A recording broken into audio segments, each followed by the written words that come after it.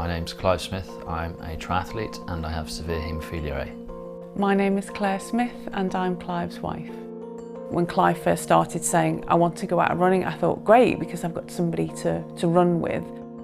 Claire had obviously set quite a high bar in terms of running a marathon, and that certainly drove me at the start in terms of thinking, well, if Claire can do it, then why can't I? And of course the obvious answer being because I've got severe haemophilia A is the reason I potentially can't.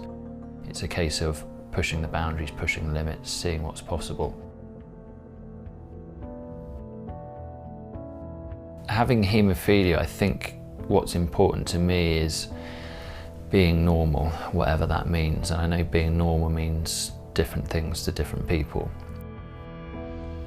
When I initially wanted to run, I started to go out and I would be running maybe 3-4 times a week, and I would run on consecutive days at times as well. And initially what happened is that a couple of instances where I woke up in the morning and immediately when I put my foot over the edge of the bed, the blood seemed to just rush to the ankle, and I was in a lot of pain and I'd be limping heavily and wouldn't be able to get around at all, and I wouldn't be able to go into work. And that happened twice, and they both cleared up relatively quickly.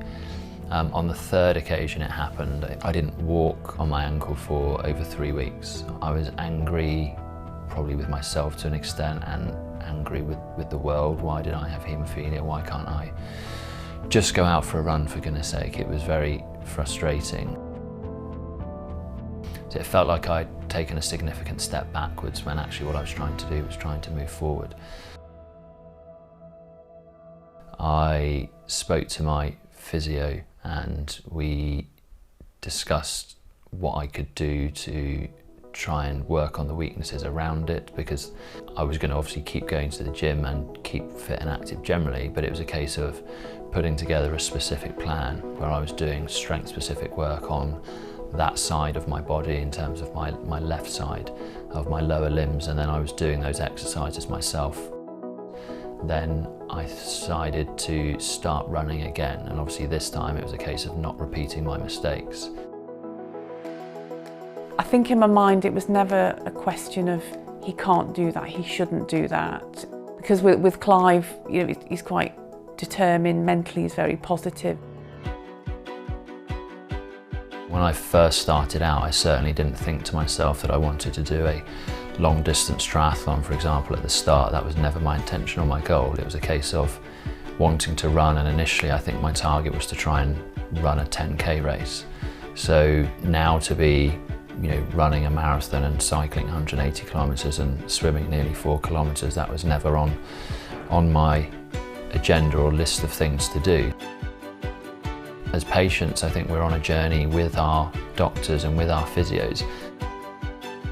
I hope that my haemophilia team feel more confident with other patients too, advising them what they can do, not just saying, well, you might be able to do this, you might be able to do that, but actually being able to hold someone up as an example and saying, well, this person has got this sort of damage and this is the process they've been through and this is what they've been able to achieve. So it's one thing to say it, it's another thing to do it. It's certainly challenged my perceptions and my opinions of haemophilia and what's possible, and hopefully it's challenged a few other people's too. In terms of the questions that people need to be asking of their physios and doctors, I think they do need to be challenging them to an extent in terms of what they can and can't do. I really do think the sky's the limit.